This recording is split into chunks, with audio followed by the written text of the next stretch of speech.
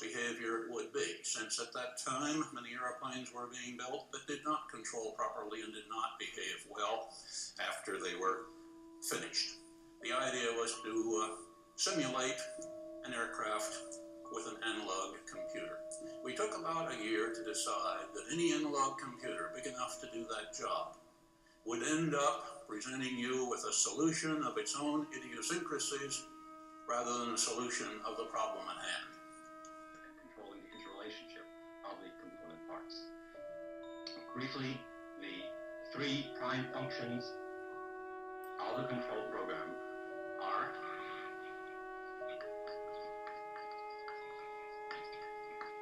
to increase systems throughput, and secondly, to decrease turnaround time.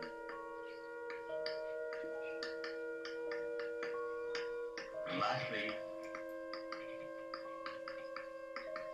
to provide a variety of services which allow the user, first of all, to handle his own problem more easily, and secondly, to better prepare the user for future growth within his own application, within his own environment. By systems throughput, to define the terms, what we mean is to increase the amount of work that can be done within a given amount of time if we start off by knowing precisely what we have in the environment. If the environment has, for example, a computer of a certain speed, a certain number of channels, a certain number of I/O devices, a certain size core, and so forth. By increasing systems throughput, we mean being able to produce more work within a fixed amount of time, given those other things as being fixed. By turnaround time, what we mean is reducing the amount of time from the moment that a job enters a machine shop until the answers are ready and the user is able to receive the results that he has asked for. By increasing systems throughput, we obviously do, by necessity, decrease turnaround time because each job is being done faster. But there's an additional component of turnaround time that will become clearer that we also expect to achieve. An effect that is considerably more than merely a measure of the increased performance of the system. Let me begin by discussing first how a control program can increase systems throughput. Primarily, it can do this by reducing transition time between jobs or between programs. In an environment in which there is no control program or is no operating system, we would find an operator being told to run a sequence of several different programs, and prior to the run of each one of these, he would have to mount tapes, set the cards in the card reader, begin the operation. The program would then be run, and at the end of that time, tapes would have to be demounted in order to make room for the new tapes required by the second program.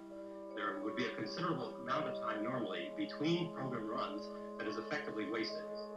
And one of the functions, one of the motives of having a control program is to reduce this turnaround time. The way this is done is by providing additional programs which will permit a batch job environment. In such an environment, what happens is that the various requirements for processing, that is to say the several different programs, 10, 20, 30 programs, which have been prepared and have entered the machine shop, are all stacked together.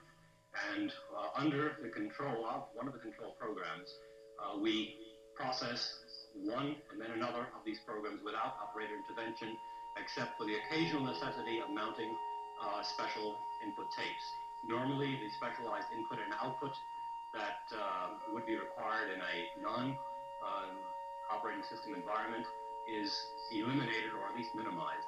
What happens instead is that the users are encouraged to take advantage of standard input tapes and standard output tapes, and in that fashion reduce the amount of operator setup that is required between jobs. Now, in such an environment, first let me perhaps define some terms. When we do have a stacked job environment, we recognize two different things. First of all, jobs, and secondly, job steps. By a job, we mean a collection of different programs that are to be run, usually coming from the same individual or the same department, bearing the same account number, the same billing code. On the other hand, within that application, there may be a sequence of different and independent programs which must be run, and sometimes run a particular sequence. As an example of this, we may have been presented with some source language statements, and the intention is to introduce these to the Fortran